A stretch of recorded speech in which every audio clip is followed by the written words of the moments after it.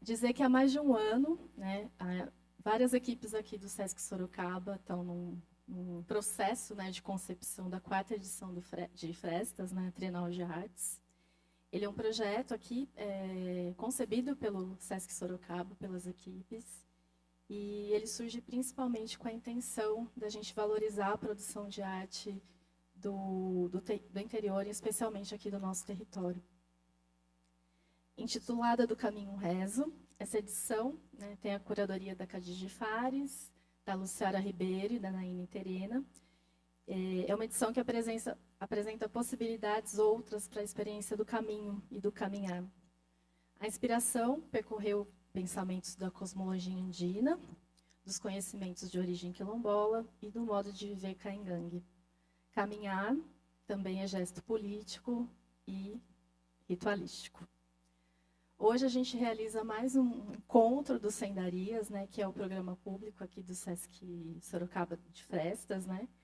E nesse momento ele tem permitido essa aproximação e o compartilhar aqui com vocês.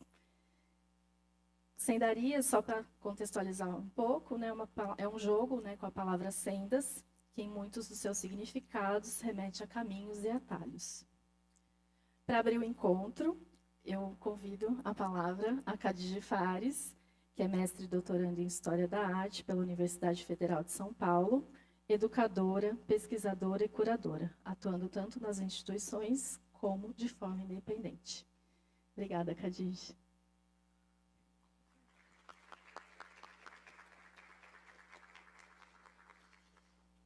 Boa noite, gente.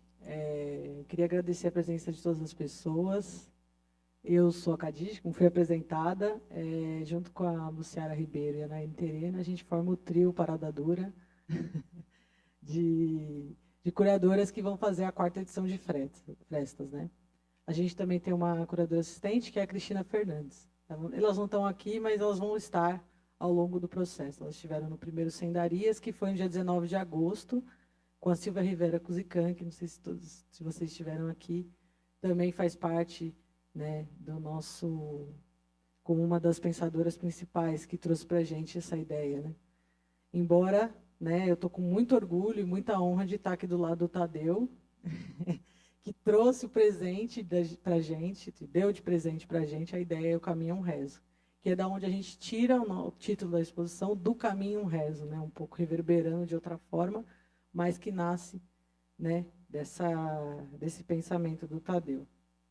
Eu queria, antes de começar, eu queria lembrar e fazer uma lembrança aqui do seu Ademir, que foi um pensador e um mestre que caminhou com a gente também, que faleceu faz pouco tempo aqui. Seu Ademir do Nucab, que a gente perdeu aqui. Queria agradecer a Cibele e todas as pessoas que estão trabalhando aqui, filmando e interpretando Libras, né? E todo mundo que está ali em cima. Nesse segundo encontro de Sendarias, né? A gente vai trazer eu vou apresentar o Tadeu, mas eu queria falar um pouco antes de uma coisa, né? Que Sorocaba é feita de caminhos, né? Assim como a gente é feito de caminhos. E isso não foi dito só, a gente não se percebe só pelo fato né, do fato de ser a rota do Bandeirante e tal.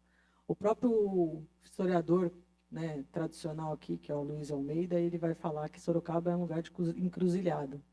Aí eu trago uma citação dele, que ele fala que os limites dos vários grupos tupi-guaranis, embora mais diluídos que as fronteiras estaduais que existiam em Sorocaba, era já então uma cruzilhada, onde convergiam, por onde viajavam e se limitavam os tupis do Tietê, os tupiniquins e guaianazes de Piratininga, os carijós dos campos de Curitiba, os guaranis do Parapanema e os guaianazes, talvez das nascentes desse rio.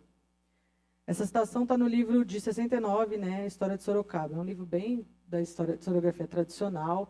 Embora ele fale dessa encruzilhada de povos, ele vai falar que a formação da cidade foi, né, pelas bandeiras e pelo tropismo.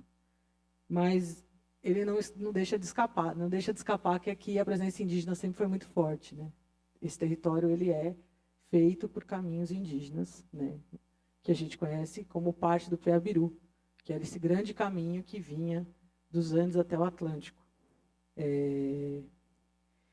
Eu acho que com a exposição, a gente quer justamente, a partir da ideia do Tadeu, né, e da Silvia, do Nego Bispo, pensar e renutrir esses caminhos, né, que estão aí.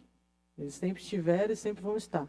A gente quer com a exposição renutrir, né, reviver, rememorar, para que também não se apague ainda mais do que já foi apagado, né. Bom, antes de começar, eu vou apresentar as intérpretes, a Aline Marchetti, desculpa se eu errei o nome. Ela atua na área de Libras desde 2010, com a experiência em eventos culturais, ensino de Libras para ouvintes, educação de surdos e interpretação em diferentes contextos. Também realiza a janela de Libras para vídeos, promovendo acessibilidade e inclusão através da comunicação. Acredita que aprender Libras é abrir portas para um mundo mais empático e sem barreiras. A Aline está sentada ali, daqui a pouco ela aparece no revezamento. A Ellen é o que tá interpretando agora. Ela é pedagoga, especialista em tradução e interpretação Libras-Português e atualmente é mestranda em educação profissional e tecnológica no IFSP. Desde 2011 atua como intérprete Libras, com prática e acessibilidade comunicacional em diversas esferas: educacional, midiática, artística, cultural, corporativa e comunitária. E agora, né, vou apresentar a presença ilustre do meu lado aqui, Tadeu Caingangue, que é indígena, professor, curador, artista multimídia e integrante do Conselho do Conselho Cultural da Associação Indigenista Assim de Maringá. Mestre em Ciências Sociais, doutor em História, Tadeu atua no coletivo Coquir desde sua formação em 2016, buscando amplificar as vozes indígenas no panorama da arte contemporânea.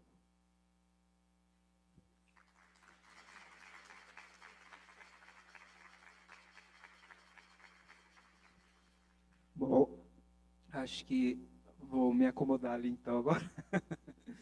Mas é incrível. Todo mundo aqui da cidade, muitos vieram de fora, como é que é? Ah, tá.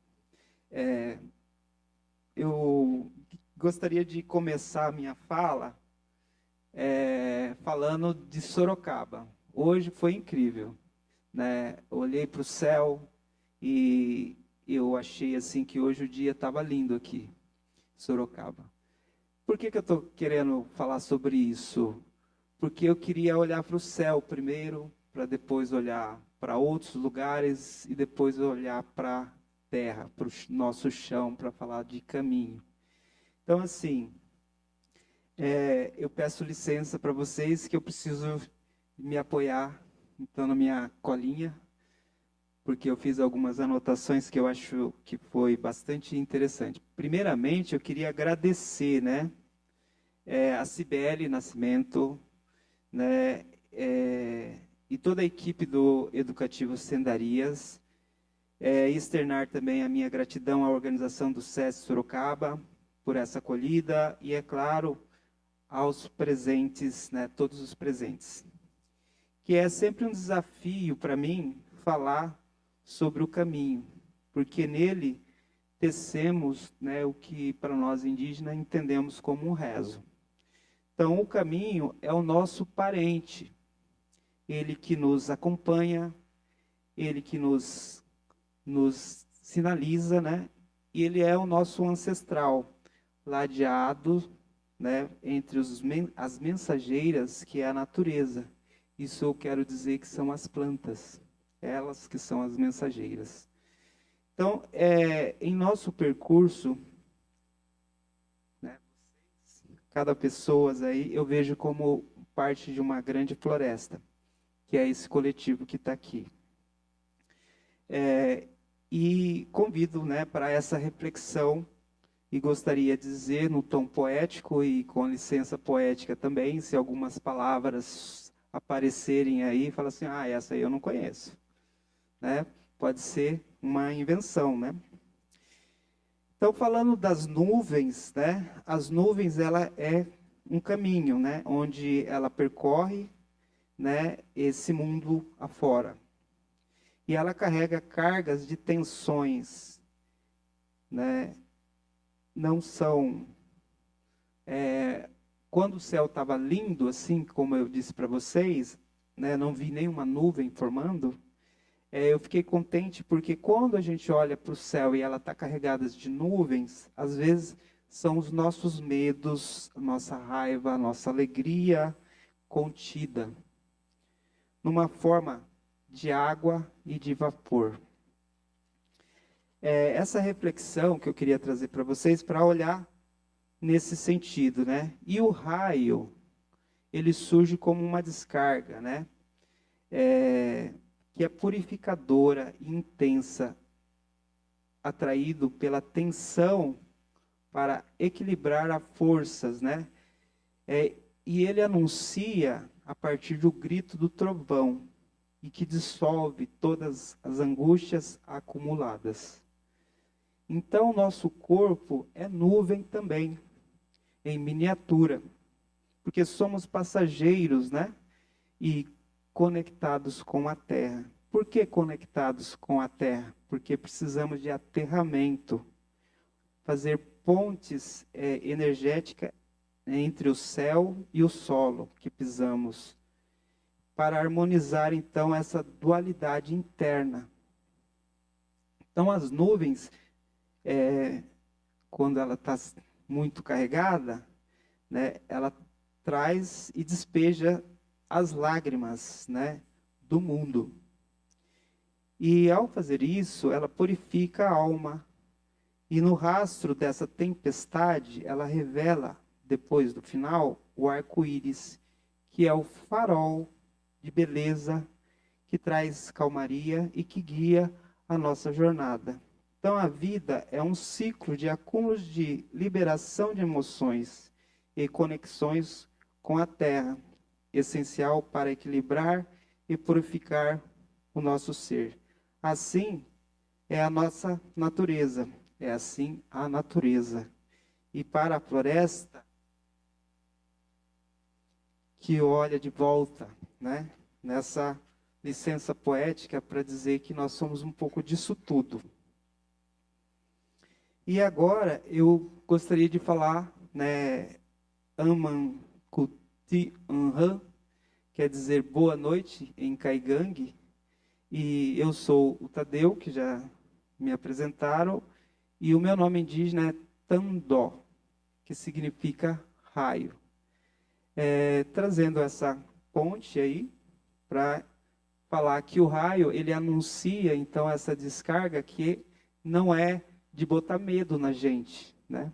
Mas de dizer que ele está descarregando, então, e organizando essas coisas.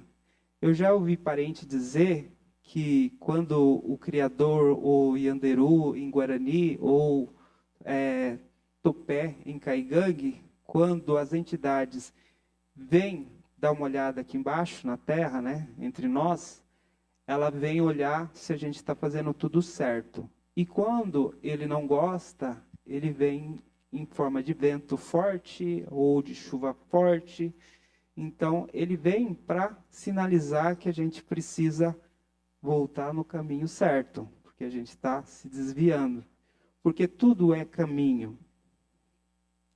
E essa ideia de falar do caminho, eu estou trazendo aqui nesse livrinho, que ele ainda não está público. Ele é como se fosse um gaoro, que a gente chama de argila, que eu estou modelando ele, estou afinando. Então, muitas coisas que eu estou trazendo para a fala de vocês, foi um pouquinho dessas ideias que eu estou trazendo aqui hoje. Bom, só para localizar, né? Então, eu sou indígena, no contexto urbano, moro em Maringá, no norte do Paraná, pertenço ao povo caigangue. Nos 4 estados do sul, somos 34 terras indígenas demarcadas, e no estado do Paraná são 19.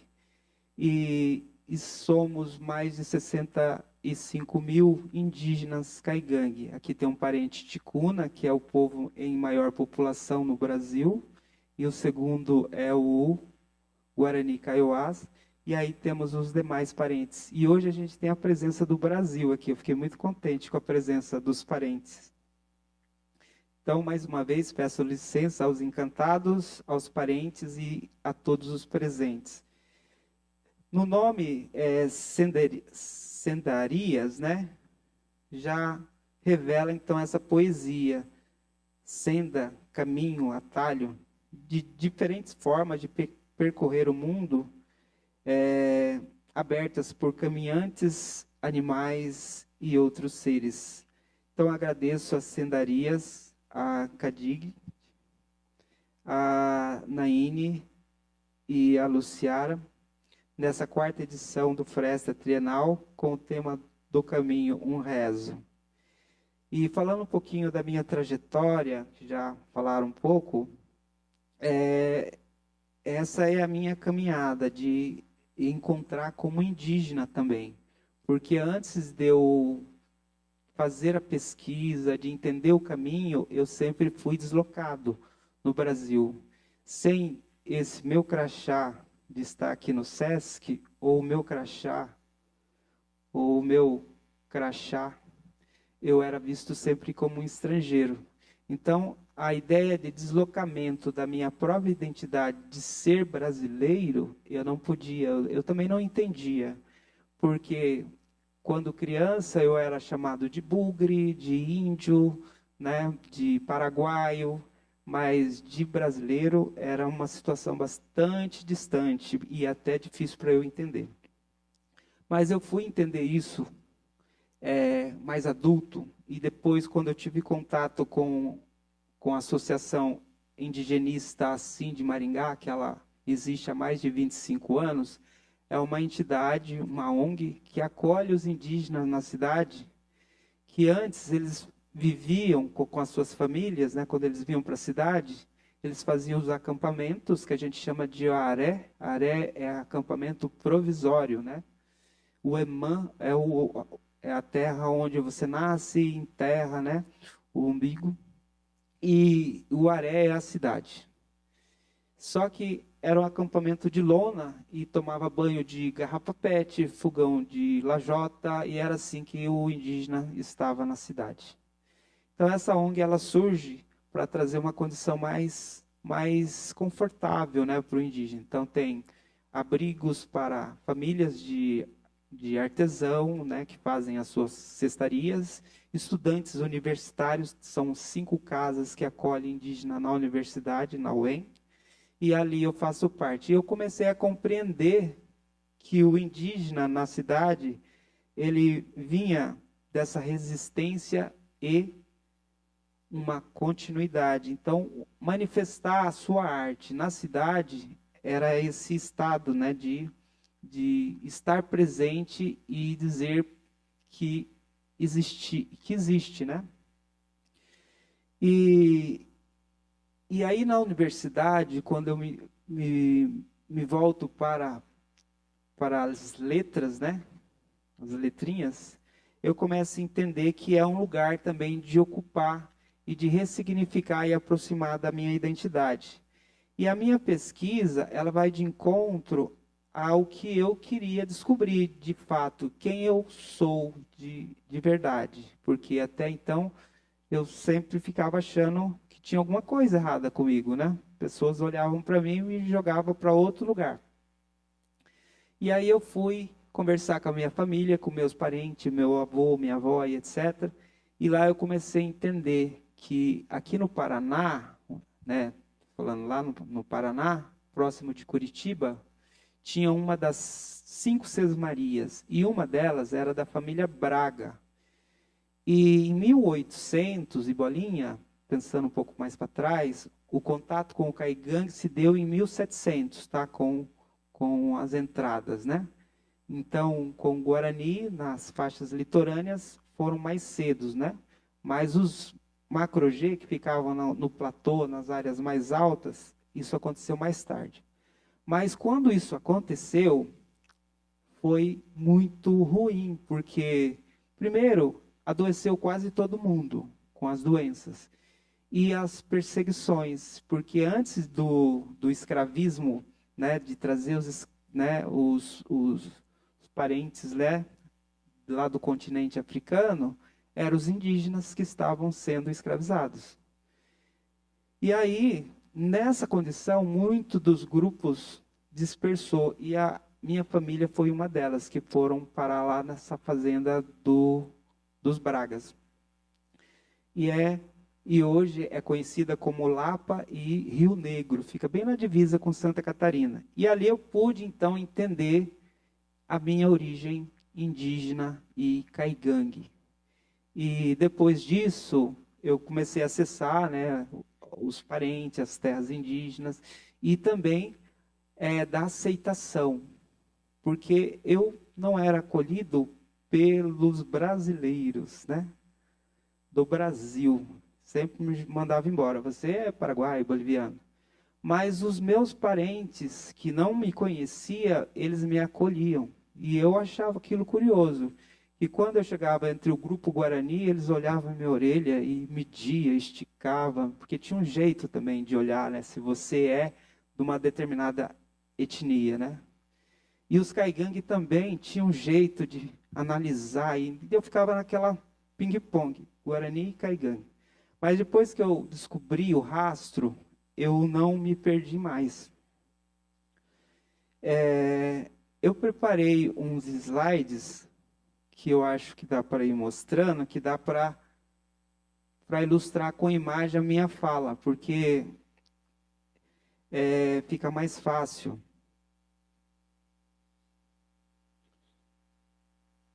E a partir de agora, acho que vai ser só em tom poético, tá? Isso foi mais a parte de introdução.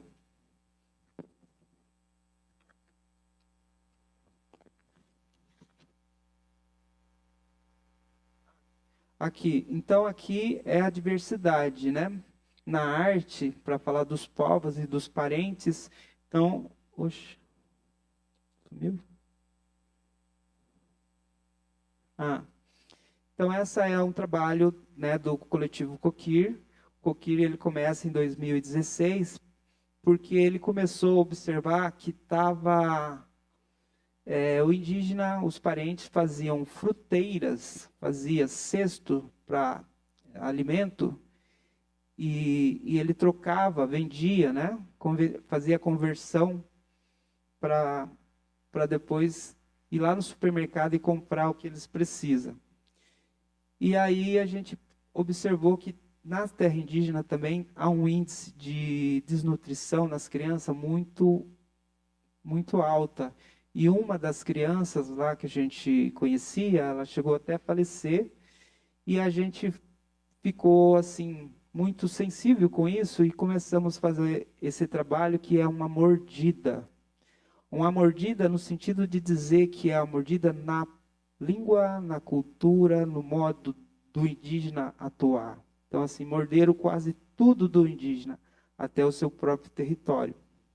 E essa mordida, ela vem nessa condição. E aí, aqui, essa imagem é do caminho da terra contida, né? E a terra contida, ela guarda muitos segredos, e por isso que tem essas chaves penduradas, né, que são os segredos.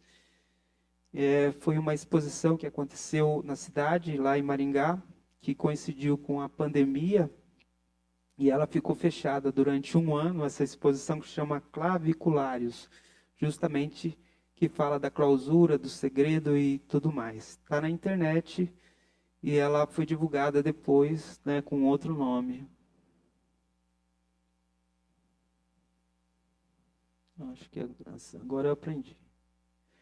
Bom, falando do caminho, então, gente, ó, o caminho ele é tão antigo, é tão imemorial, né? Antes de nós estarmos aqui, o caminho já estava aí.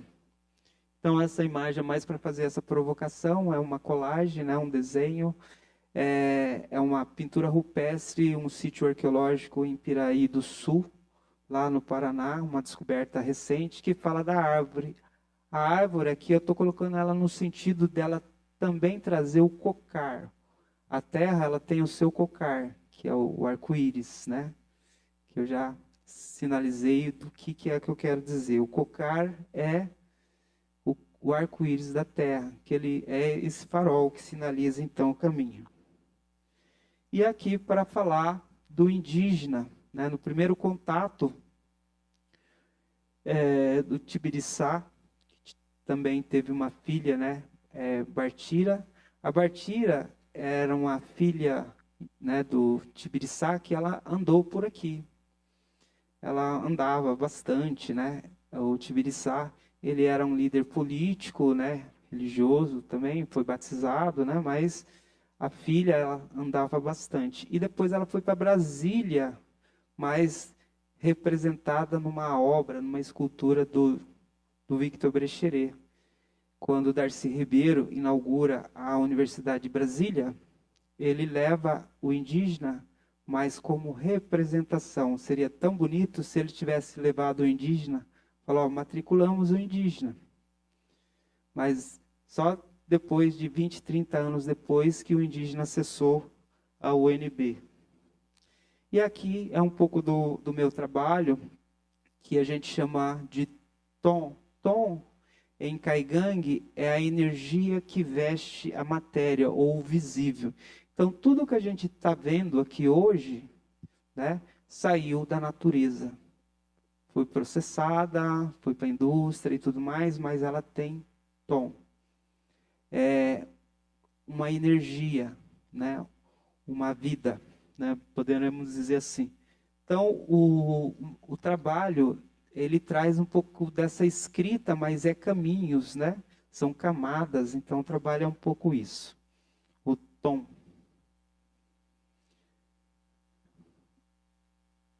Aqui, falando do caminho, eu trago a representação de uma pintura do Debré, mas mostrando o indígena numa travessia que, conectando com do caminho um rezo, eu vejo que é uma árvore deitada, com as suas raízes apontadas para o leste, o litoral, o Atlântico, e o tronco, o caminho, e a sua copa para o oeste, o Pacífico. Eu achei incrível que a Silvia estava aqui, ela é boliviana, Aymara, e agora Caigangue e os parentes que estão aqui. Então a gente se encontrou nesse caminho que Peabiru, né? A tradução, né?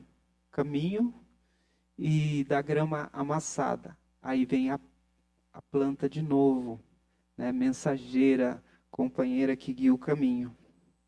Então essa árvore aqui, para mim, na pintura do Debré, ela é muito objetiva para dizer que ela é um grande sinalizador, né, de caminhos, né? Aqui eles estavam indo para ser escravizados, tá? Mas o importante é dizer do caminho, que era interessante aqui. E aqui, como que era a apropriação, né? De falar sobre o indígena, falar do indígena, mas chegou um tempo que não precisa falar mais, que o indígena agora ele fala por si mesmo, né? Então tá aí o Denilson Banil com a sua representação, que é até a logo da rádio Iandê, né? Então aqui tem vários artistas, né? Que eu cito ali, não sei se vocês conseguem acompanhar, mas é que eu estou de costa. E para chegar no indígena. O indígena agora ele fala por si mesmo. E aqui ele segue o caminho, né, da sua persistência, da sua resistência, né? E ela está sempre nessa continuidade. Aqui é o Caigangue do Rio Grande do Sul, com as suas pinturas, né, com o seu cocar, sempre nessa caminhada.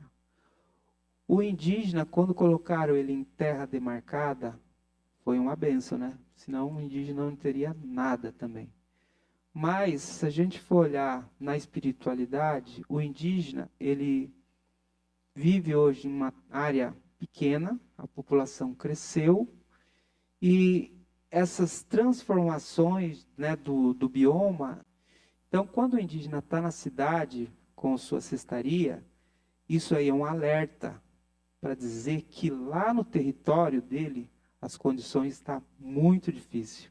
Então, quando o indígena vem para a cidade, é um alerta. É um alerta que lá não está bom. Lá está faltando matéria-prima, lá está faltando as condições de trabalho para as crianças e etc., para os adultos, né? Então, a gente ouve muito. Falar, por que o indígena vem para a cidade e ele não fica lá na terra indígena? Então, agora, quando a gente olhar o indígena na cidade, tem uma pista aí, né? Por que ele está transitando? Mas para resolver isso, é uma conta simples. Porque antes da cidade surgir e semear, né, esses arranha-céu, essa selva de pedra, de cimento, aqui também era caminho do indígena. Então, isso que tem que ficar bem claro também. Então, o indígena, ele tem esse acesso livre, ele tem essa permissão de estar passando. E, às vezes, a gente fala assim, tem que ficar lá na terra indígena. E aqui eu trago, né, o indígena nessa condição, né, de mobilidade. Ele precisa dessa condição, ele precisa estar em movimento, porque senão ele adoece. Por isso que o caminho, um rezo, a mobilidade traz a cura. E aqui as lutas, né, defendendo a sua condição, a gente está vendo o que está acontecendo no Mato Grosso, e fora os grupos étnicos que não vira notícia, não aparece, não chega para nós, né? Eles são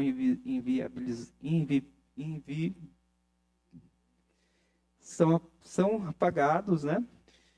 Dos meios de notícia. E aí eu comecei a trazer as tramas nos objetos para falar da matéria, né? Trazendo a identidade na matéria. Porque é assim, gente, olha, essa cadeira bonita que vocês estão vendo, essa câmera com a tecnologia fantástica que está registrando a gente aqui, ela veio da natureza e foi processada. Quando você começa a tirar os pedacinhos das coisas, você vai mutilando. Imagina pegar um pedaço do meu dedo, um pedaço, né? E, né, vai cortando os pedacinhos. Imagina como que fica essa matéria, né? Ela fica estressada, ela fica agoniada, né? Ela tem uma agonia aí. Então, essa câmera que está me registrando a gente, ela está gritando, mas a gente não ouve esse grito. Essa cadeira que a gente está sentando aqui, toda bonita, e essa modelagem do design aqui que foi criada, ela também grita. Existe um estresse aqui. E aí, quando a gente começa a falar e trazer para a arte, a gente fala para ela assim, que é quase que um calmante, olha, se tranquilize, né? Então a arte, ela também tem esse papel de tranquilizar essa matéria, já que ela não vai voltar para a sua origem. Por exemplo, uma árvore quando tomba e ela fica na floresta, ela está entre os seus irmãos. Mas quando você retira ela de lá e corta vários pedacinhos e transforma mesa, cadeira, móvel, etc., né? Ela está distante dos seus parentes. E isso acontece com os nossos artefatos, quando vai para museu, né? Quando nossos objetos vão para museu, é como se sequestrasse, né? E aí ele se torna prisioneiro. E aí o caminho, né? Eu falo que nessa obra é fé e pé, pisar firme, pisar, né, com certeza de seguir em frente. Então, por isso que essa obra de 2020, ela tem um pouquinho desse objetivo, né? E dizer que a cidade, quando ela vai pavimentando tudo, né? Ela vai isolando, ela pavimenta, o que ela faz? Ela deixa a terra sem respirar. Mas isso é errado? Não, é o desenvolvimento, é o progresso, etc. As coisas estão acontecendo. Mas a gente tem que saber que em cima dessa pavimentação existe um parente, né? Existe um parente aí. E aqui é um encontro entre Caigangue e Tupinambá, que foi uma proposta de uma residência em que o Caigangue, numa fotografia de uma rua chamada Mendiçá foi um governador geral, né? E aí esse recorte dessa rua, que tem o tamanho dessa bandeira um pouquinho maior, aí os caigangues, eles fizeram uma passada, né? Como se estivesse mandando uma mensagem para os tupinambás. E aí eu recolhi todos os pedacinhos e levei em Olivença, lá na Bahia, com os tupinambá, e eles pisaram de volta, como devolvendo uma mensagem. Lá em Olivença tem um rio chamado Cururupi, Rio Vermelho. E se a gente olhar na história, nos livros de histórias, vai estar o episódio do Mendiçá, onde os tupinambás entram no mar, e aí quando eles voltam, eles com as espadas iam matando fora os que morriam afogados. E eles estenderam os corpos na praia, e aí o Anchieta descreve esse feito do Mendiçá como fosse algo normal, porque índio, né, era índio, não tinha alma para o colonizador. Então, isso era tranquilo para a igreja, pelo Anchieta, né? Mas depois isso começa a mudar. E o rio Cururupi é esse rio vermelho. E lá é uma praia linda, tem uma lanchonete belíssima lá. E lá não pode falar desse fato, porque não vende cerveja, né? Então a história, ela é apagada por questões comerciais, né? Bom, essa é a história, então, da pisada dos caigangues, mandando mensagem para os tupinambás, e ali eu encontro, né? É uma colagem digital, tá? Mas a ideia era essa conversa mesmo. E aqui é o meu parente caigangue, lá de 1876, e ele também tinha um manto, né? Que o manto que ficou mais conhecido é o manto tupinambá, mas tem o manto bororo, caiapó, né? E outros grupos étnicos que eu tenho certeza que também tem essa vestimenta de um rito sagrado, né? E aqui eu trago um desenho dessa árvore que eu tento traduzir ela com essa ideia, né, de um caminho. A árvore também, ela sinaliza caminhos, né? E aqui eu trago tudo isso nesse texto que logo, logo vai estar público, que fala da arte e a cosmogonia caigangue, o território do invisível. Então eu falo dessas coisas. Aqui mais um pouquinho, né, como que foi, né, esse encontro com os tupinambás e como que foi, né, essa vivência. E aqui a gente também coletou alguns sonhos, né? Como que seria o sonho para você, né, o Cacau, que era um tupinambá, e ele mostrando as ruas esburacadas, onde o ônibus passava e às vezes não ia buscar as crianças, porque não tinha condições de levar as crianças para a escola. Então aqui é o sonho do Cacá, preocupado com a educação. Depois eu vou ler um trechinho de um indígena que ele fala da importância da educação. Aqui é o tom, né, o tom de novo, né, ali numa figura central. E como que a gente explica as entidades, às vezes, para o não indígena? Então, para ficar mais fácil para ele entender, a gente cria uma convenção, né, uma forma humana, assim, fica mais fácil de entender. Ó, esse é Tupã, esse é Yanderu, esse é Andessi, esse, né? Então, o Rapé, ou Jesus Cristo. Né? Então, para explicar essa entidade, a gente convenciona, né? Mas nem sempre essa entidade ela é assim. A gente sonha, a gente escuta o sussurro, né?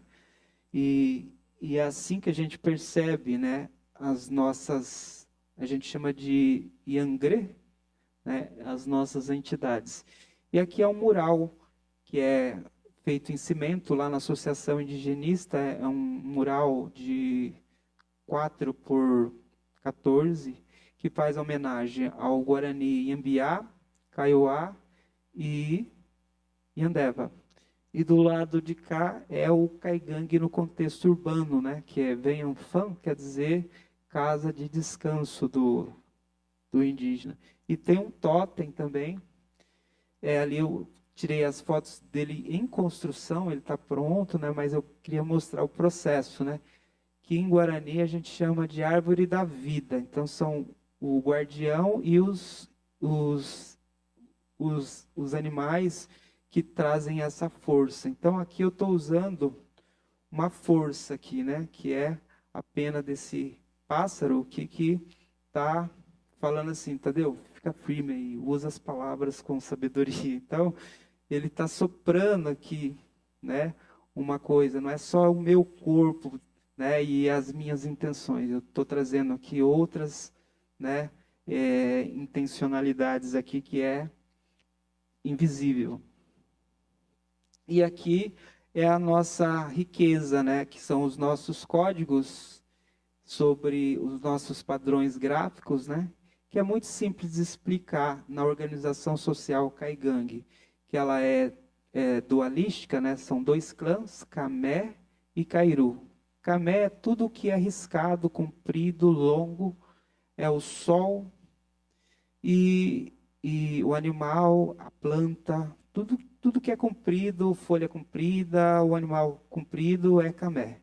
E o Cairu seria tudo o que é redondo, manchado, né? A lua. Ou a divisão, o dia é Camé, a noite seria Cairu. E nessa organização também vem a cosmovisão, né, de como que a gente se orienta, né? Então aqui no grafismo e na pintura, ela é muito fácil de explicar do povo caigangue. Eu tenho certeza que dos outros parentes aqui tem uma simbologia que às vezes elas são complexas, mas também dá para explicar de uma maneira que o não indígena possa compreender.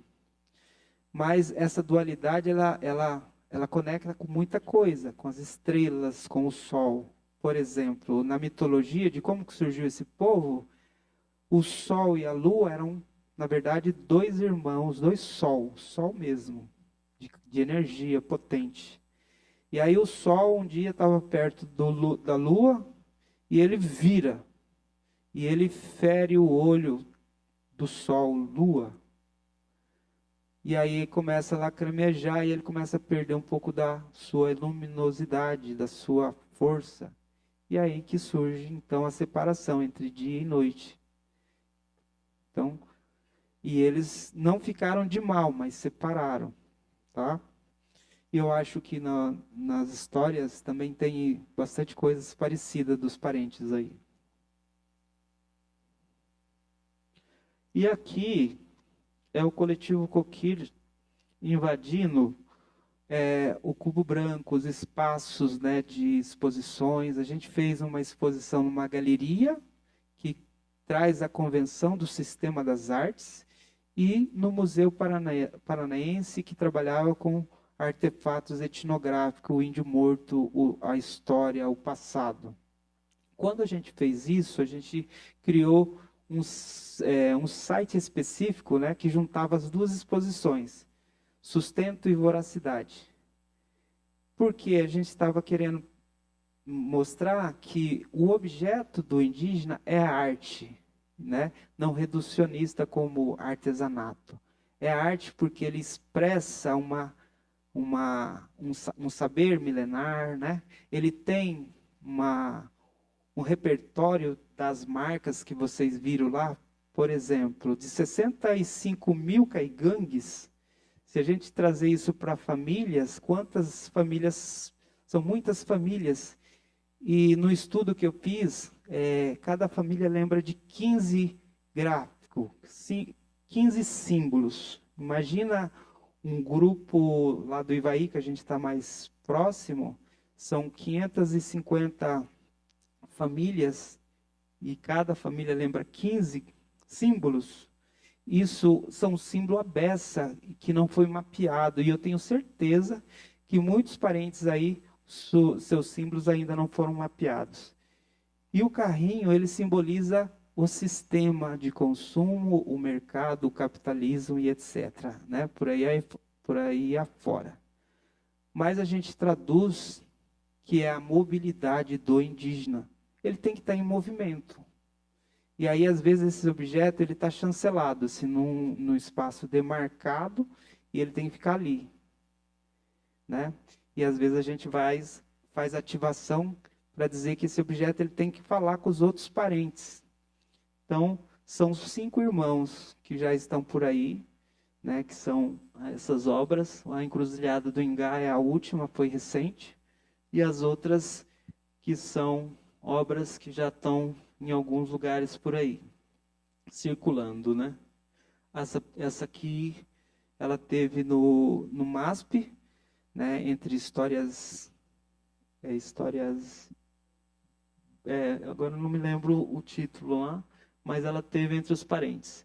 E aqui é a entrada da Associação Indigenista lá, né, é uma estradinha, essa estradinha todo mundo, ela está na rodovia, assim, é o acesso, e ela não é nossa, essa entradinha.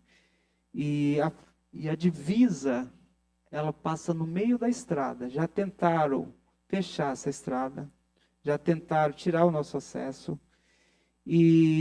mas a gente tem um documento que essa estradinha foi comprada com uma carga de café. E a gente tem um documento que prova que esse acesso do fazendeiro que doou essa área, que hoje é a Cindy, né, esse acesso ele não pode mudar. Então, essa florestinha aí, ela está garantida, preservada. E aí, falando do indígena na cidade, o indígena não tinha referência, né? Tinha referência lá do colono, que chegou e foi construindo as coisas, o comércio, a fazenda, a indústria, etc. Tem rua para ele, para a mulher dele, para a sobrinha, para o filho, para a família inteira tem nome de rua. E para o pioneiro, que é o indígena, que foi o anfitrião, que acolheu, etc., etc., não tinha nenhuma referência. Às vezes tem um nome assim muito, muito genérico. E aí a gente falou, não, precisamos marcar. O indígena também precisa. Então tem a rua Guarani genérico, porque a gente tem que especificar quem é esse parente, né? E o Xetá não tem ainda, e Caigangue agora tem. Mas teve que fazer um dossiê gigantesco, assim, um catatal, para dizer da importância de ter esse nome aí, gente. Para os vereadores lá, nem sei se leu. Eu fico pensando se realmente leram, mas pediram para fazer o documento. Opa. Pulou, acabou. Bom, de tudo que eu apontei aqui para vocês, eu me perdi aqui um pouquinho, me desculpa, mas para finalizar, que eu queria dizer o seguinte. Isso. Eu queria dizer assim, já vou lá para o final. Que o corpo... Ah, tá. Deixa eu já vou falar dessa turma aí.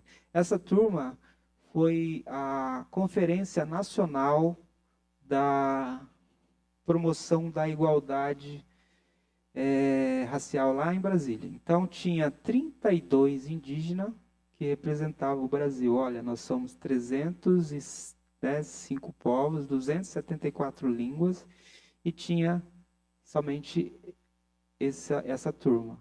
Mas, de qualquer forma, a gente foi em todos os ministérios.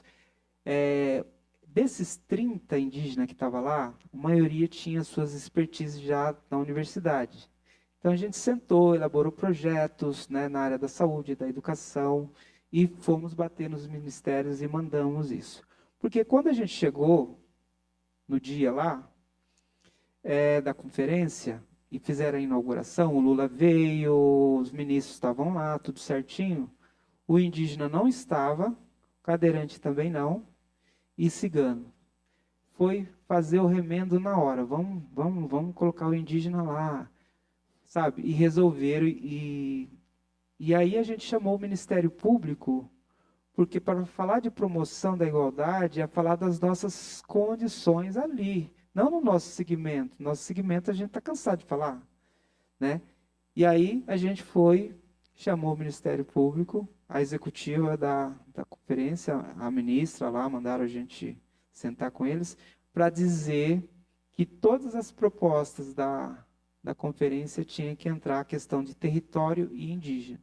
E não sei se vocês sabem, mas está acontecendo lá em Brasília uma discussão de uma PEC que chama PEC 027, que é a PEC da reparação. E o indígena não está inserido nesse documento. Então a gente está fazendo uma pressão para que o indígena ele também entre nesse documento, porque falar de reparação, de período escravista, etc., o indígena também passou por isso e eles estavam nesse contexto. Então, essa foi a turma do barulho lá na conferência. E aí, para fechar, eu queria dizer o seguinte, que a arte indígena, ela não representa, ela presentifica, ela precisa estar presente, né? É o que a gente está aqui fazendo. Porque, só uma historinha, quando teve a Constituição de 88, vocês pensam que foi fácil colocar lá o 231 e 232? Não foi assim que Ulisses Guimarães falou assim, nossa, vamos fazer isso porque a gente vai atender os indígenas. Tinha uma pressão de um grupo de indígena constituinte lá, era um grupo bem pequeno, mas fazia um barulho danado, que o Ulisses teve que se render. Vou atender, chama esses índios aí, vamos falar com eles. Aí os indígenas entraram lá na sala, no gabinete do Ulisses Guimarães, a primeira coisa que eles fizeram, colocaram um cocar no Ulisses Guimarães, assim, e bateram uma foto. Aí, essa foto saiu na mídia, falou, Ulisses Guimarães, constituinte, está apoiando os indígenas. Aí, tinha os indígenas lá que prepararam o documento, né? Quem fala isso, gente, é o Cristino Wapichana, que ele conversava muito, né? E essa fala aqui eu estou reverberando porque eu achei que é importante trazer, né? Que a Constituinte ela aconteceu porque tinha um grupo de indígenas lá. E as coisas acontecem quando o indígena está presente. Quando o indígena está lá no teu território isolado, apanhando às vezes da polícia ou do invasor, né?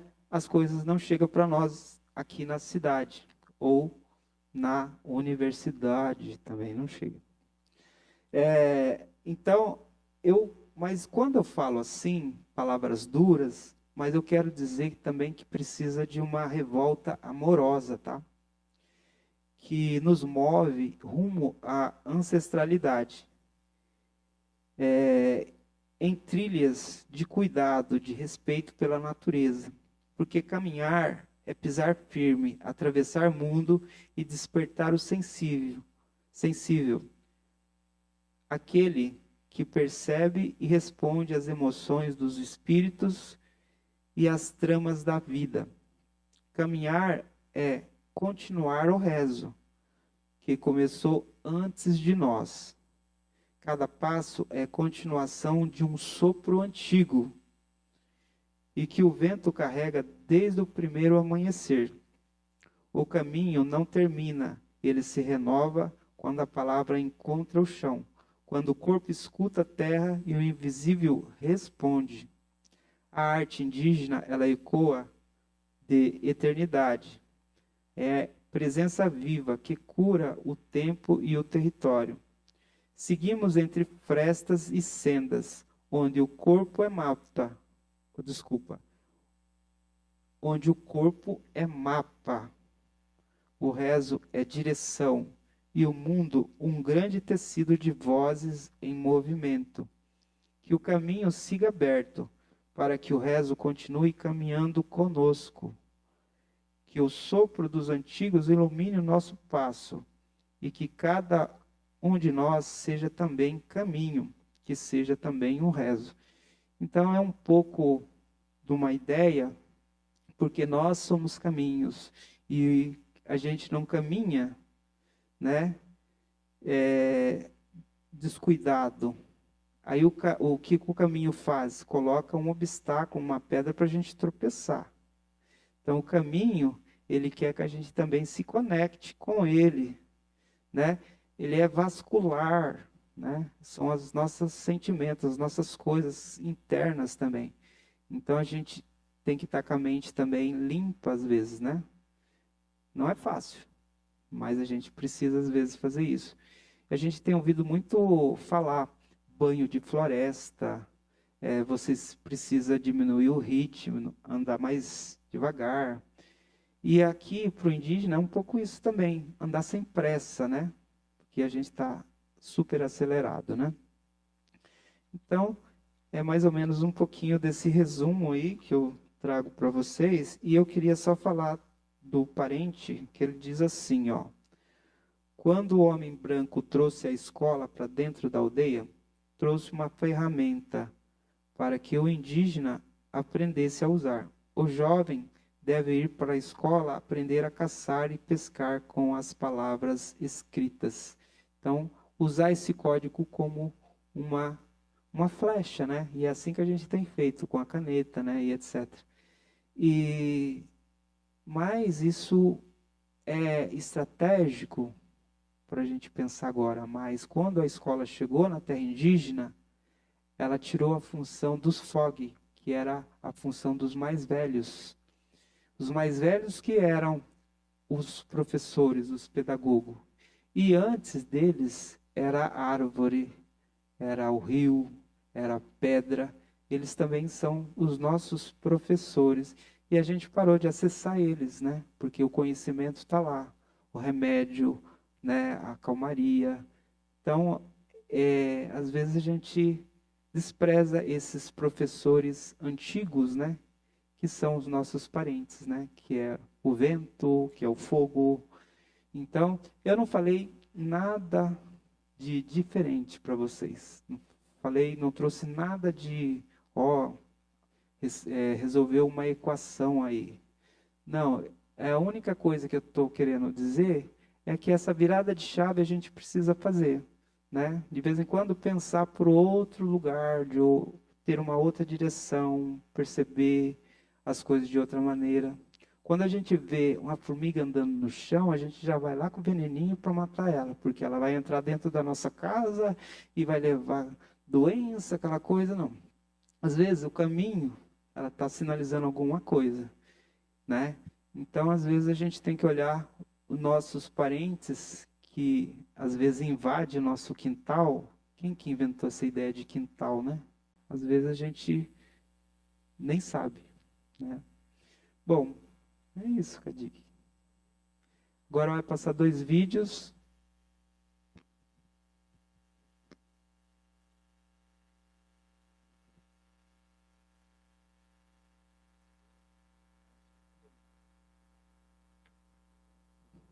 Agora acho que são... O vídeo primeiro chama Tandó, que é um vídeo que eu faço uma intervenção com a terra. É uma performance, né? E depois um outro na sequência que fala sobre o indígena invisível na cidade, né? E a chave eu queria perguntar para vocês o que é o sinal vermelho no último vídeo. Sempre estivemos aqui. Camé e Cairu surge num estalo após um grande dilúvio. Saíram do interior da serra Crijimbé em um tempo de um grande dilúvio e só o cume da serra emergia das águas. O tempo é ancestral. Do ventre dorme o cansaço, renasce a vida que sempre quis. Respiro em folhas, canto em águas, trago no barro marcas do tempo e guardo em minha memória a história escrita no pó, gravado no vento ancestral. Sou Tandó, que significa raio, e compartilho com essa narrativa em Caigangue, com a batida do meu coração. A terra é um abrigo, é alimento. Em sua cicatriz, surge o que germina. No barro quente, no campo, um manto verde surge. Sou corpo, faço parte dessa mesma matéria, com alma e espírito. E quando a chuva vem, ela beija o meu rosto. Sinto o seu abraço, o carinho do mundo e respiro. Sou grato à mãe do mundo, porque ela compartilha o seu amor. Com os pés descalços, caminho e celebro o tempo. Neste banho de terra, como um ciclo que volta ao pó, nasce e morre, em tempo ido e vindo, o mundo gira. E ele é dia, é noite, é lua, é sol. Torna um ciclo eterno. Do ventre abro os meus olhos para Camé e Cairu, que testemunha a vida. Com um abraço, somos seivas que se misturam entre o suor e o vapor, que se tornam gotas que se juntam com tanta emoção em um leito de um rio que corre na terra. Sempre estivemos aqui.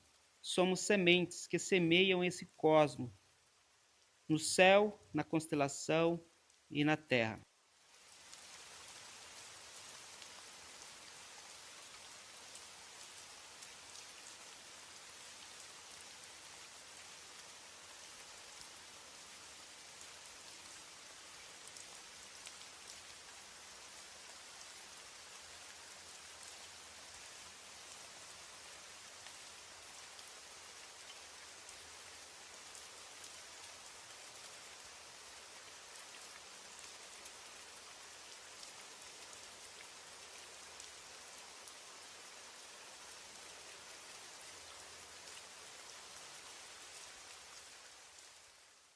Poema Sinal Vermelho, versos que conecta com a ancestralidade, a terra e a luta dos povos originários. Trago em jogos os códigos escritos entre natureza em uma metáfora. Um olhar sensível, assim como a referência à Constituição Cidadã nos artigos 231 e 232. Acreditamos na terra viva. Neste sinal vermelho, esperamos o verde, que faça sentido à vida. Sou o Tandó, que significa raio em Caigangue. Trago na palma as marcas do tempo, tramas de cestos, grafismo no chão. Germina minha expressão e nutre a minha arte. E neste sinal, ora verde, ora amarelo, ora vermelho, amamos o nosso Pari, coletamos as nossas demandas. Entre pausas, seguimos o fluxo, que nos leva a seguir em frente. Nossa história pulsa na tradição. Não se mede, não se toma, não se cerca. A terra é um corpo, a alma, a essência. E o Tan que veste o invisível com a presença. Testemunha o que sempre foi e sempre será. Nossa mobilidade, enquanto seguimos o caminho, é um rezo. Acreditamos na voz da terra, no código escrito no vento, lemos a linguagem no chão, no fluxo das águas, no voo dos pássaros. Nossos gestos sagrados de nossos parentes, no olhar sensível, vemos a expressão de esperança, nos semblantes que falam de nós. Sobre os códigos criados no artigo 231, palavras gravadas, mas na mata a luta persiste, insistindo em silenciar e apagar a nossa presença. É importante reconhecer o que sempre foi, somos originários. Mas quem defende, quem restituiu, não deve ser esquecido de uma história viva. Nossa linguagem é um canto ancestral, nosso costume um abrigo vital. Se a lei nos vê, que nos fortaleça, que cumpra a promessa e permaneça. Demarcação já. Do artigo 232, direito e voz. Não estamos sós, nunca estivemos. Se o chão é sagrado, que seja respeitado, que seja vivido. Pisamos forte, seguimos em frente pela memória, pelo presente. A terra não é posse, é pertencimento. Somos raiz, somos resistência. Sempre estivemos aqui. É tempo, é rito, é movimento. Se há justiça, que seja o escudo, demarcação já. Que a lei proteja, não silencie, que cumpra o que foi prometido, pois somos muitos, somos infinitos. Temos fomes de reparação de justiça. Sinal vermelho.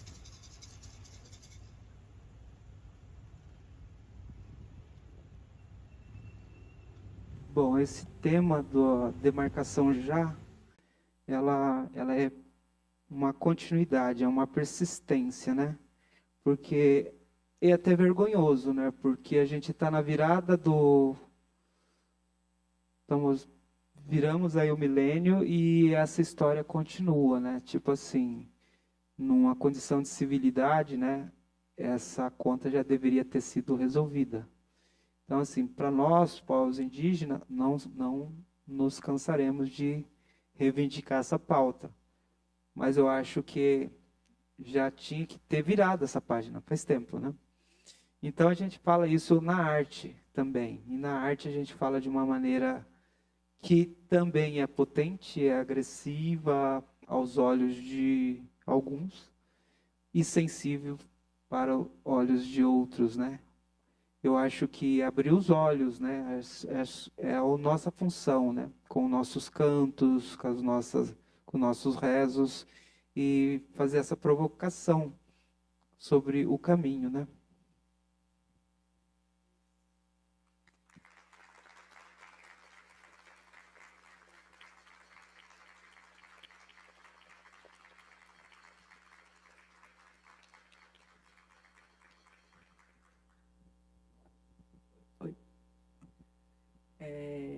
A gente queria abrir para perguntas, mas eu quero disparar uma pergunta, só para aquecer os motores, enquanto o pessoal vai pensando.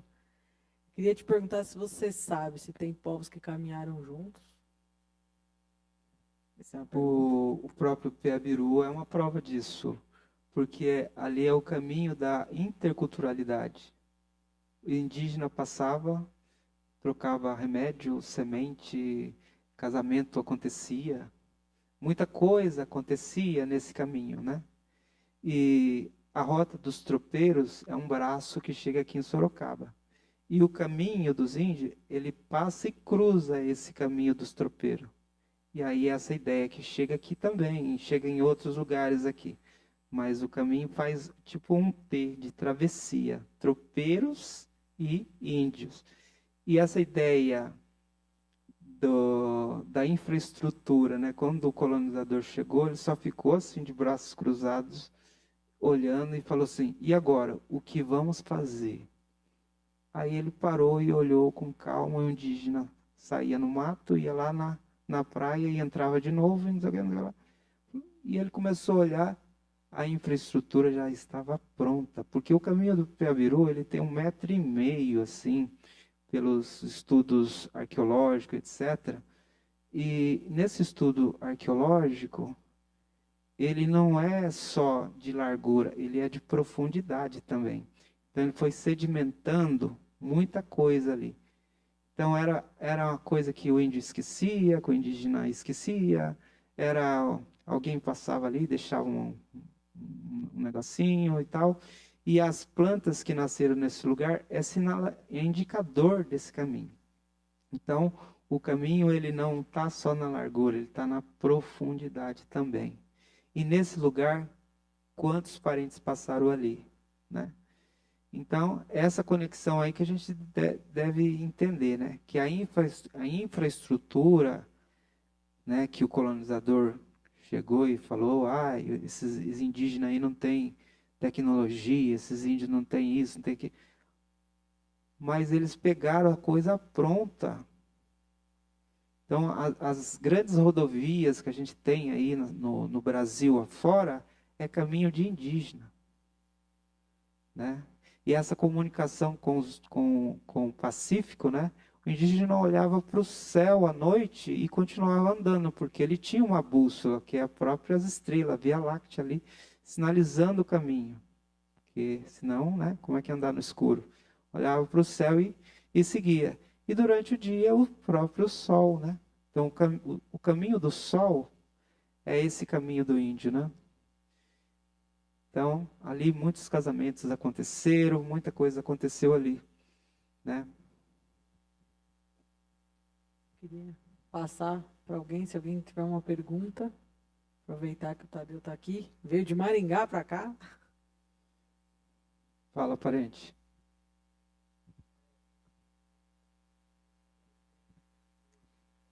Boa noite a todos, eu sou Paulo Daniel, meu nome é branco, meu nome indígena é Oateomã, que que significa tucandeira do nosso povo, Sateré-Maué.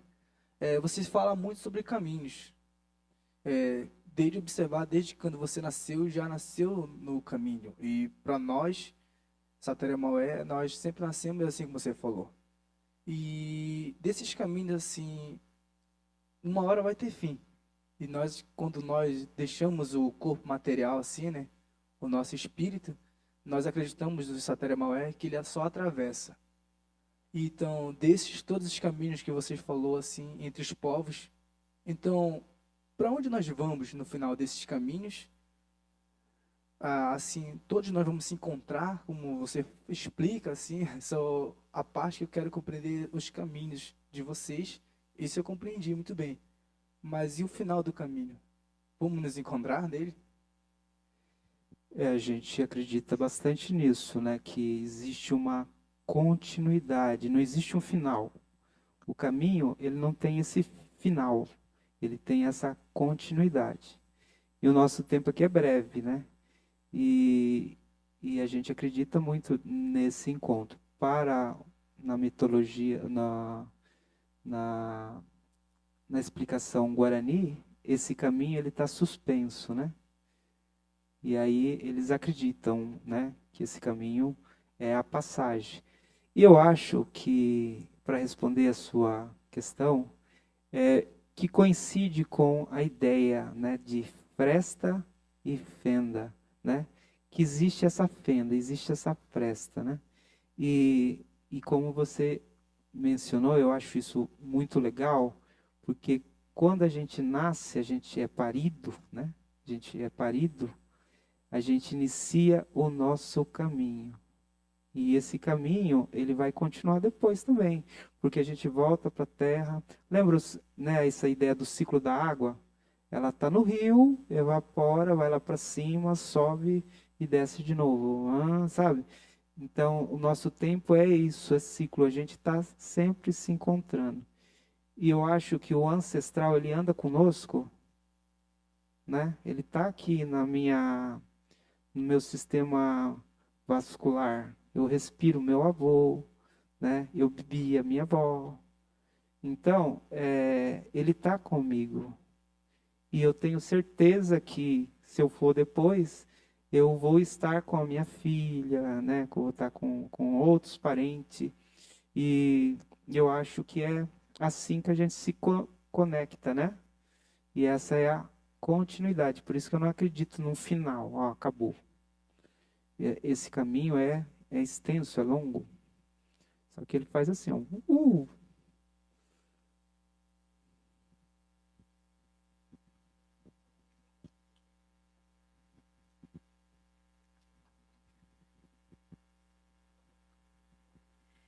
Oi, boa noite, que bom estar aqui com você e ouvir tudo isso.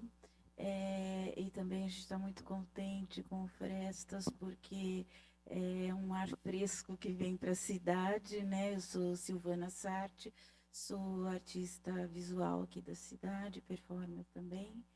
E em algumas coisas que você falou, eu comecei a lembrar de umas coisas e pensar assim, porque quando você falou que tem essa noção da coisa redonda, a coisa comprida, né? Na língua japonesa, quando você conta coisas, né?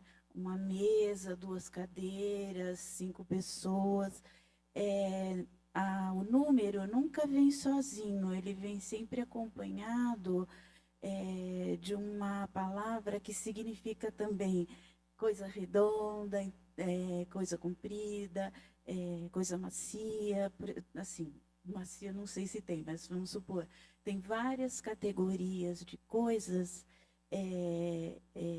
que você utiliza. Então, quer dizer, antes de você saber do que a pessoa está falando, você já sabe a forma daquilo, né? E também outra coisa que você falou é essa questão do estar olhando a tua orelha, estar te analisando para entender de qual etnia a qual etnia você pertenceria, né? E tem essa teoria que pelo Estreito de Bering vieram asiáticos e tal, que é uma coisa que não é comprovada, mas para mim, pensar nas sindarias, né, é muito bonito imaginar isso, essa coisa, num jeito muito maior, né, dessas possibilidades desses povos terem vindo, ou até os daqui, por exemplo, a gente também poderia pensar no contrário, terem ido para lá, porque agora com essas novas descobertas de sítios arqueológicos aqui, que a gente não tinha antes, né? Pode existir isso. Você concorda com isso? Bom, eu acho que a gente está falando de coisa muito antiga aí, né? Bom, de uma forma didática, tentaram explicar, né, nos livros de história, como que é a estrutura dos troncos, né, e da língua. Eles acharam uma forma didática, de uma maneira fácil de resolver para explicar nas escolas e etc., os troncos, etc.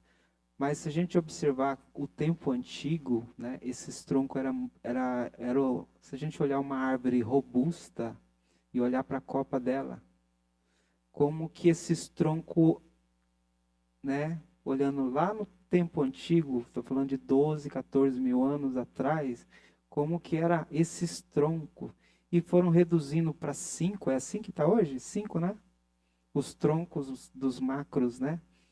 Então, acho que a explicação, eles explicam os grupos indígenas, dos 305 grupos, dessa maneira. São 5 troncos. Nananana, Tupi, Macro-G, Tucano, nananã. Mas eu acho que a coisa é muito mais complexa, né?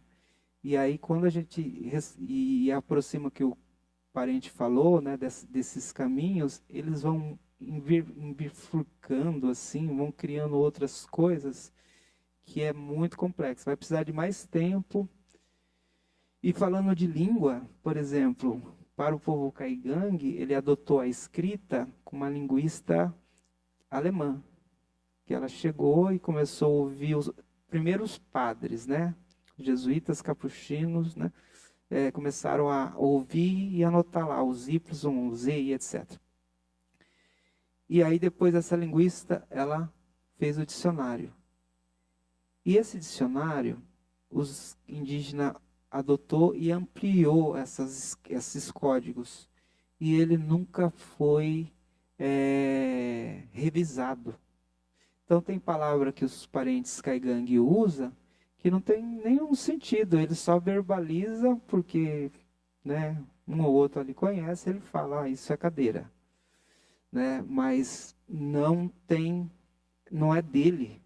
A palavra não tem espírito, sabe? Não é dele. Foi alguém que pega aí essa escrita aí. Então, assim, precisa fazer revisão da escrita de muitos povos indígenas aí. O Caigangue eu falo porque eu tenho certeza que precisa fazer. E então a palavra, ela tem espírito, tem alma. Então ela tem que fazer sentido para mim, né? Senão, como é que vai fazer? Eu estou usando a palavra de outro grupo que eu não conheço. Eu falar em italiano, né? Eu falar em alemão, se eu nem conheço, eu nunca fui, nem sei como é que é, não conheço. E eu falo a língua alemã, italiano, japonês.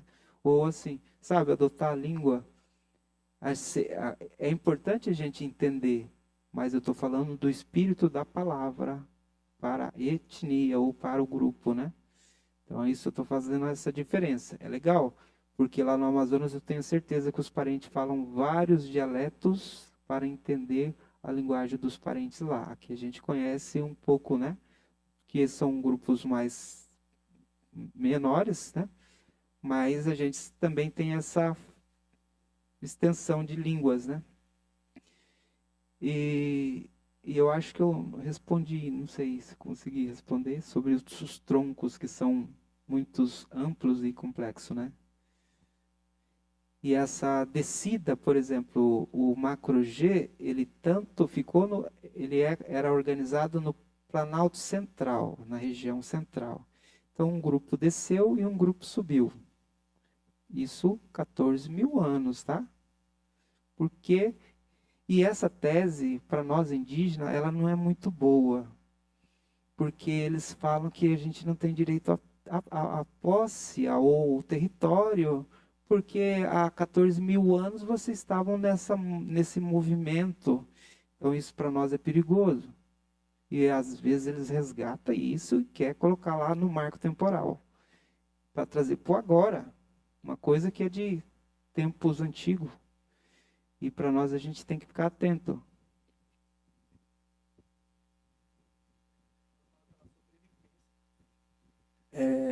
Acho que no tempo que nós estamos lutando pela sobrevivência mesmo, não é os tempos modernos, hoje em dia.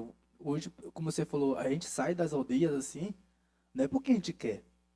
Né? A gente passa, a gente tem que acordar 3 horas da manhã, tem que botar malhadeira no rio, pescar, e tem que vir com o alimento pronto pro almoço, para poder ir para a roça, para poder ter uma colheita certa, e 4 horas antes de o sol baixar, antes de a mata fechar, deixar também as entidades atuarem entre si, para nós podermos pescar e voltar e pegar nossa janta. Então, hoje em dia, hoje se a gente permanece, hoje, praticamente, hoje são que 9h37, então, esse horário, praticamente, nós parentes estavam dormindo. Era o tempo de nós estarmos dormindo agora, entendeu? E hoje é mais fácil para nós chegar no supermercado e comprar. Então o pessoal fala assim, por que você saiu dessa terra? Porque eu falo, eu estou lutando por uma sobrevivência. Hoje, como você falou, eu estou seguindo um caminho diferente para me poder chegar no, como nossos amigos biólogos falam, no movimento seletivo natural de sobrevivência. Não é uma escolha que eu estou querendo. É o que o mundo está me impondo nesse exato momento. Eu acho incrível o que você falou, né? É bom que vocês estão aqui, parente, porque assim, aqui no Sul, em 1950, eles fecharam os olhos para nós aqui. Tá? Em 1950, eles achavam que nós éramos aculturados, porque a gente passou por um processo que é metodológico colonial, né? A metodologia colonialista, que dizia que nós éramos pela assimilação e depois pela integração, e o último que foi com a pacificação dos caigangues aqui em estado de São Paulo, foi a última, né, que eles falavam que agora são aculturados. Isso é uma violência extrema, extrema mesmo, né? E essas metodologias ela vem sendo sempre reinventada, muda o texto, né, que são as PECs que a gente vê no Congresso, eles mudam o texto, mudam o número lá e o negócio, mas o assunto é o mesmo. Então, assim, o contato do colonizador veio as leis, né? Criaram as leis. As leis nunca contribuiu para o povo indígena. E a gente sabe que vira e mexe, ela é frágil para nós, indígenas. Né? Então a gente tem que estar sempre aqui, presente, porque o ideal era a gente estar lá, com nossos parentes, né? Nas nossas festas, nossos rituais, mas às vezes a gente tem que sair para fazer ato político. A nossa presença é ato político, a nossa arte é ato político. A gente tem que fazer política o tempo todo. O índio sabe fazer política, porque ele garantiu a língua, ele resistiu, né? A colonização. Ele teve que lidar com isso. Por exemplo, até conversei com a Cibele hoje. Quando o indígena estava com fome e estava difícil, né? Os soldados, né? Na época da colonização, ele ia lá e aceitava Jesus. Falava com o jesuíta dava o pão, a carne, etc. Depois ele voltava de novo para suas crenças. E hoje a gente tem que aceitar Jesus de outra maneira, que é as igrejas disputando o indígena nos territórios, que são, né, as pentecostais, outras ordens religiosas que estão lá. Então, assim, a gente tem que fazer estratégias o tempo todo para proteger a nossa cultura, os nossos códigos. Por exemplo, a gente chama de O Cunhã, né, é o nosso pajé. O Tcheru, né, do Guarani, acho que vocês têm outro nome. A gente tem que proteger, ele tem que ficar oculto, porque senão o pastor ou o padre ou, né, alguma ordem vai lá e demoniza, né, ele, né, ou fala que ele né, é contra. Então, ele é o quê? Um rezador, ele é um pesquisador das plantas, ele conhece os remédios, né, para benzer, para curar, etc. Mas a gente tem que deixar ele oculto para que ele tenha, de certa forma, uma proteção. A gente fala que não tem Cunhã, mas a gente sabe que tem. A gente sabe que tem um indígena lá que tem uma sensibilidade, né, uma porta para que os ancestrais conversem com ele, né, de uma maneira que às vezes a gente não consegue, porque são as nossas habilidades. Um sabe desenhar, o outro sabe pintar, o outro anda de bicicleta. O indígena também tem essas coisas, das habilidades. Um é a habilidade da espiritualidade, o outro é a habilidade da política, né? Eu acho que é assim, né? Com vocês também, né, parente?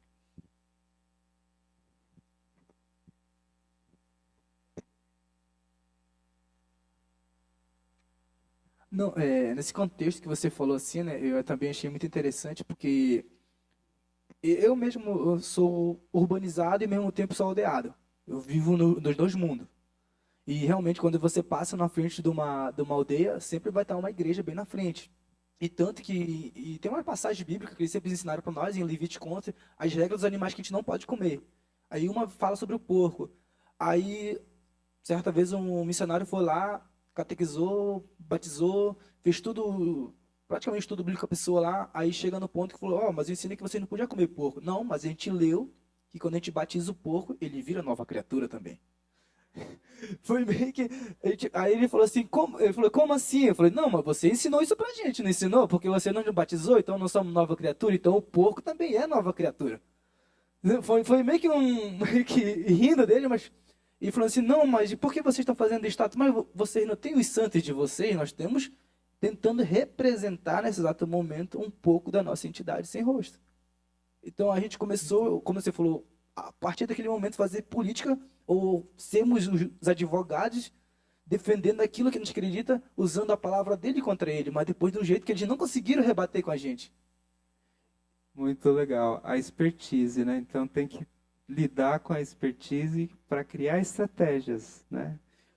De defesa, gente. Ó, estão falando de defesa. Acho que você falou de sobrevivência ainda, né? Com uma coisa mais potente ainda. E é isso que a gente está fazendo. Tadeu, aqui. Eu queria dizer que as suas palavras, elas são, parece música. Toda a descrição que você faz, né, de todo esse processo, assim, é uma fala tão doce, tão sintética, sabe? Como música mesmo, que é uma coisa que concentrou todo um processo histórico, assim, e com muita emoção, assim, foi muito bonita. E ela traz esses códigos, né? Porque você é uma pessoa que tem toda uma erudição, né? Passou pela academia e tal, mas traz toda essas metáforas, todas que na realidade é um olhar poético por todo esse processo, né? E aí, assim, pensando no Piabiru, que em Sorocaba tem essa coisa da encruzilhada, a gente é daqui que surge o primeiro tropeiro do Brasil, né? Que ele vai aproveitar esse caminho do Piabiru para buscar as mulas lá no sul, né? Porque todo o transporte de ouro de Minas era feito no lombo dos escravos, né? Aí ele falou, vamos buscar as mulas lá, pede autorização, e usa esse caminho do Piabiru, né, para fazer essa entrada pelo Brasil, né? Pelo interior do Brasil. Então vai para o sul, depois daqui de Sorocaba, das feiras, vai para Minas, né?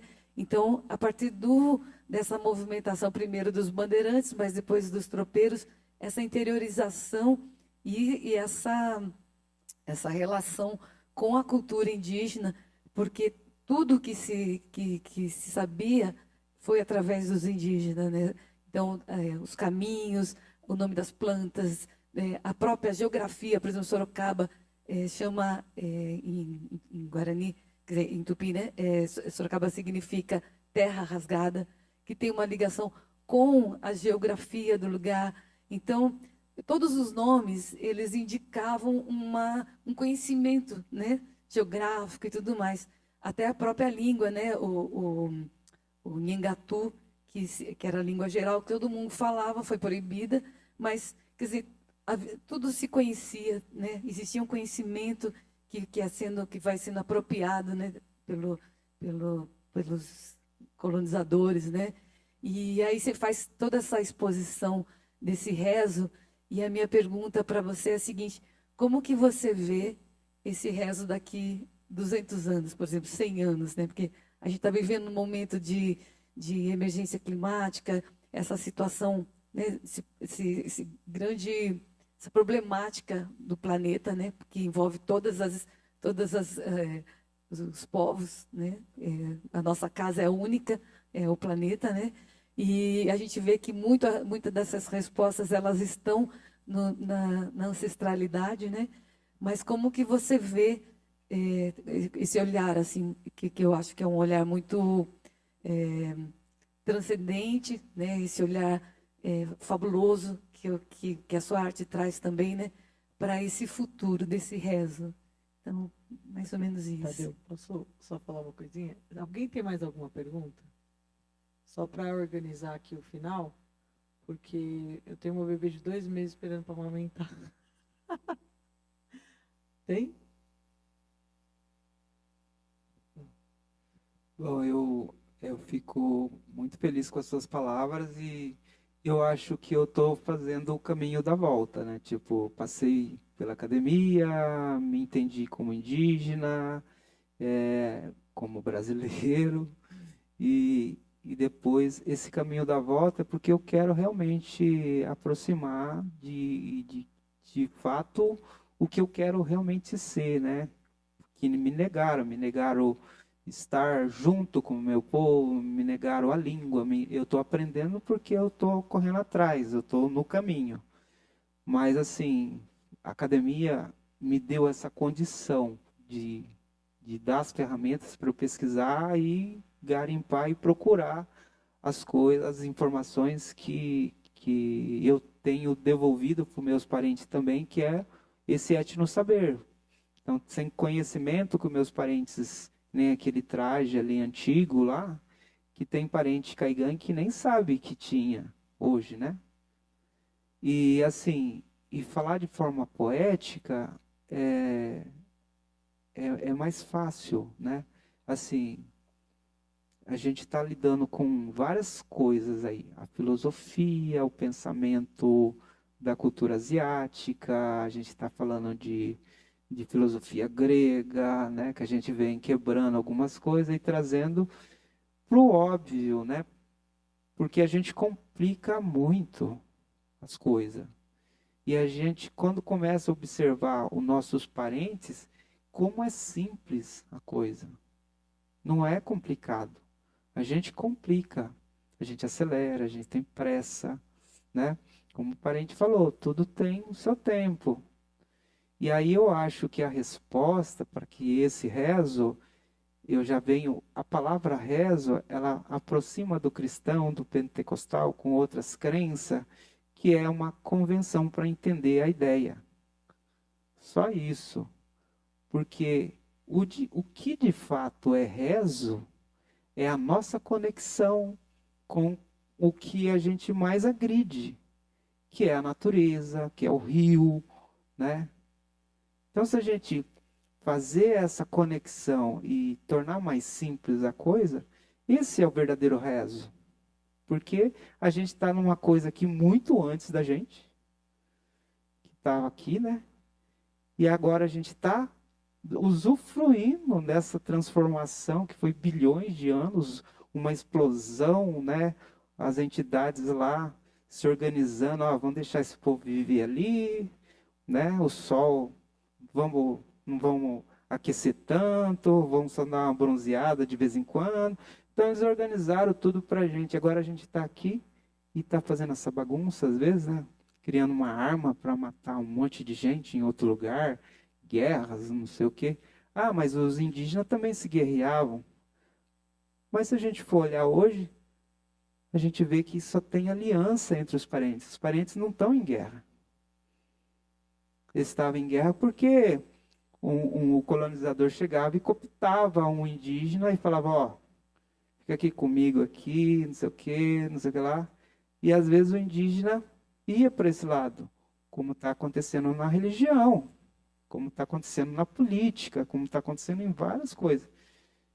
Então esse rezo é a gente simplificar, né? Não inventar roda, porque é coisa difícil quando a gente complica. A gente briga, porque é complicado, né? Agora, quando a conversa é fluida, eu acho que fica mais fácil de lidar com isso. Essa é a minha percepção, né? Não é a chave, não é uma resposta, mas uma percepção. Bom, tem muita prosa para fazer ainda. A exposição ainda nem começou, isso é só um aquecimento. Acho que as ideias vão estar lá, né? E é isso que o Tadeu falou, né? Esse rezo é justamente isso, é a materialidade, né? O caminho é ele se materializa, né? Como cura, como rezo. O que eu acho incrível que vai acontecer, né, nessa trienal, né, nesse Fresta, é realmente o Peabiru. Gente, posso falar? São mais de 100 artistas, né? É um grupo muito amplo de linguagens que vão estar num diálogo super interessante que eu nunca vi. Que eu nunca vi assim, uma coisa acontecendo dessa maneira. E coletivos, né? Pessoas se entendendo, se inteirando. Então, há uma trama acontecendo de linguagem, de pessoas, de coletivos, que eu acho que isso é o grande filtro, assim. Eu acho que são os sedimentos desse caminho que a gente agora não enxerga, que o Fresta vai revelar para a gente, que é essa interculturalidade de norte, de sul, de cores, né, de pele, de ideias, de pensamento, crenças. Eu acho que isso super incrível, que o Brasil precisa desse reencontrar, desse abraço, sabe? Porque é diferente, eu não abraço. Não, a gente precisa abraçar o que é diferente também, entender, aprender, conhecer. E depois disso, a gente aprende a respeitar. Aí eu acho que até a estrutura do racismo, né?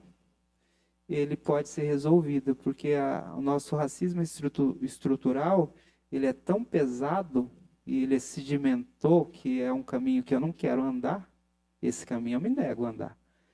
Porque ele criou esse sedimento de dizer que o diferente não pode. Tem que ser tudo igualzinho. Por isso que criou a forma, né? A escola, as leis, as regras. Então, às vezes, o excesso disso pode prejudicar, né? Eu acho que isso não é saudável. Adoece, gente. Por isso que a gente precisa da cura.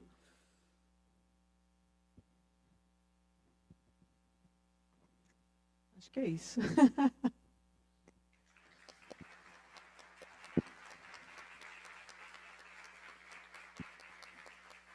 Parede? É tarde? Tá animada? Só um rapidinho. Nossa parente vai fazer um canto bem rapidinho. Geralmente a gente costuma fazer o canto no início e no fim, né? Agora vamos fazer só um canto no final, que a gente vai conectar com o norte agora, né?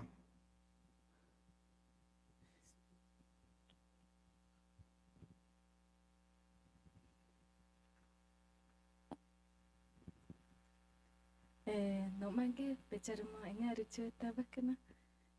Chavega indigenare de Betnan tinha chico na chinkana. Boa noite a todos. Eu me chamo Enita. Meu nome indígena é de Betna.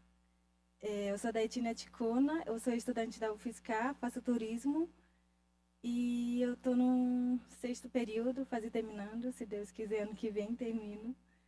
E também vou cantar uma música que é uma luta para a gente, da nossa etnia, mas vou convidar os parentes aqui também para vir aqui comigo dançar Eu acho que pode e vir aqui também, forçar parente um pouco indígena. mais a nossa luta, né? Eu acho que todos depois, deixo os parentes indígenas e os demais. Depois, quiserem vir também, a gente faz a dança junto.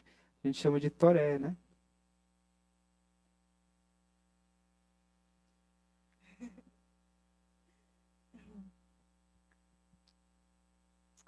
Tu vem também, né? Vai estar na internet depois, no YouTube.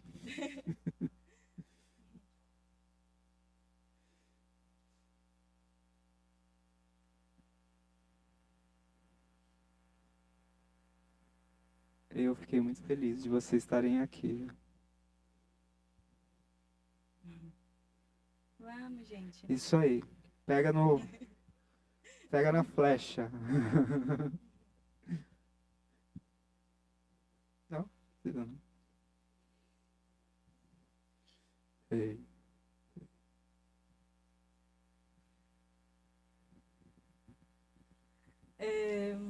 Vou tentar cantar, eu nunca cantei na vida. Claro, tipo, em público, mas acompanhar como que fala? A diversidade. Mas tipo, vocês vão ver que eu não falo muito bem português, vão ver que algumas palavras vai estar um pouco errado para mim. Tipo, não vai estar certinho a maneira de falar, mas estou tentando. Que eu falo a minha língua materna e estou aprendendo a falar português. Estou aprendendo ainda. Vamos, parentes.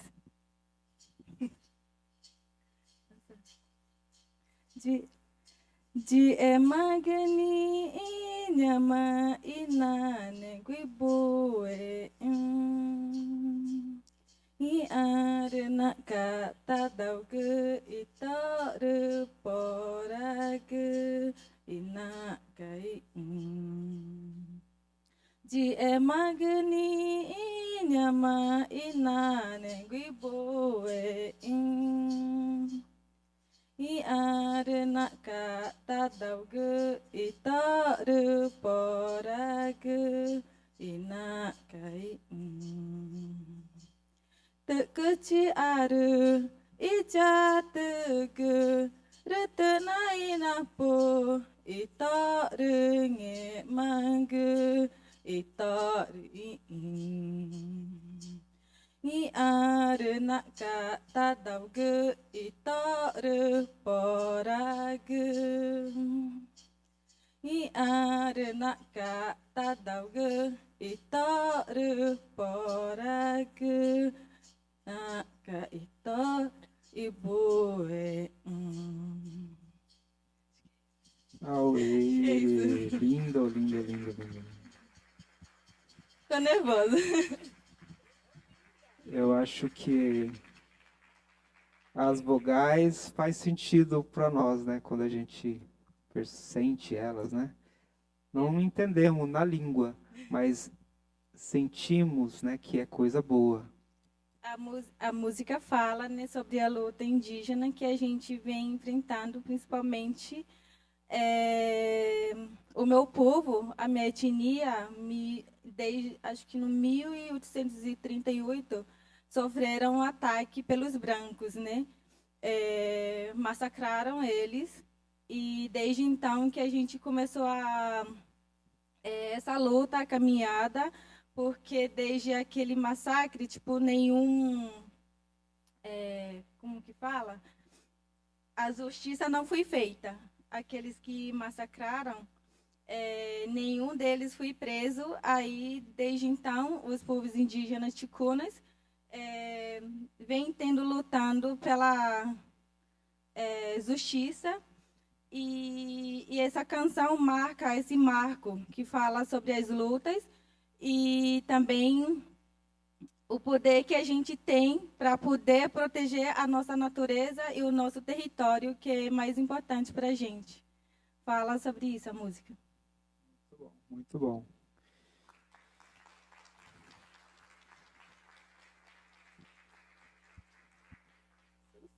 É isso.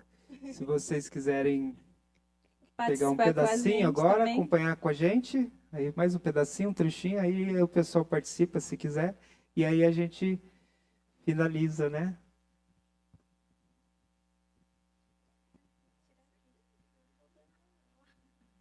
Se alguém quiser vir aqui com a gente para dançar, Quem vem? Vem, gente.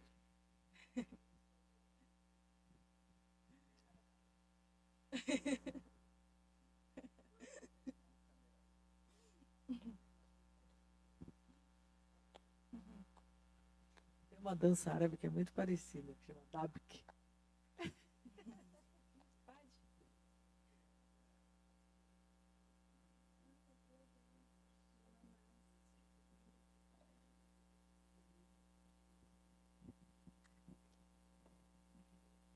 é lá do Paritim.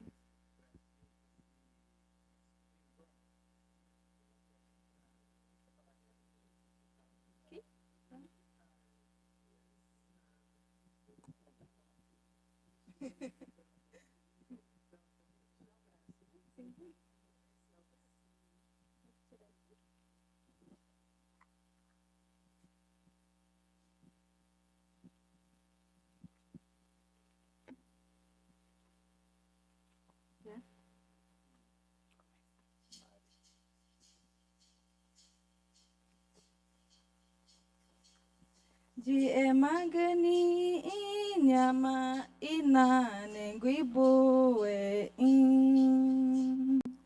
ni ar na kata dauge itar porag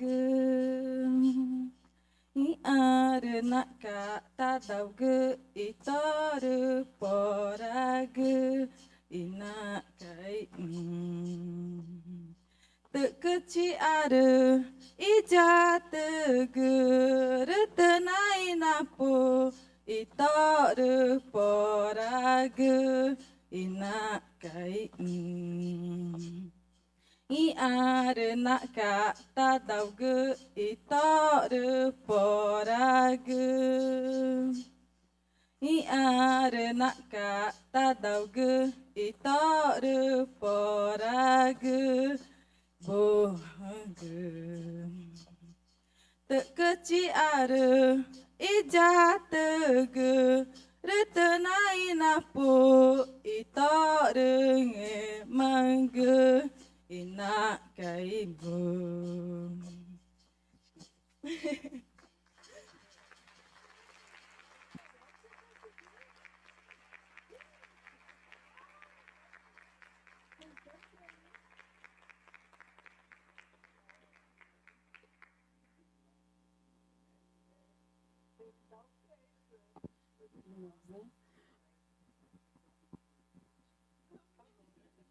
Obrigada, gente, pela presença.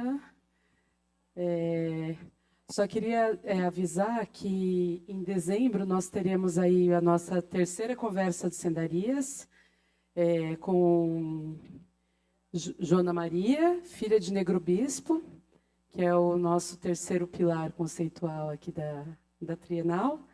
Então, já em breve nós vamos divulgar a data, no comecinho de dezembro, só estamos finalizando os detalhes para a gente trazer as informações mais corretas. Mas já guardem, antes de colocar o peru no forno, guardem na agenda um espacinho para a terceira conversa das sendarias, tá bom?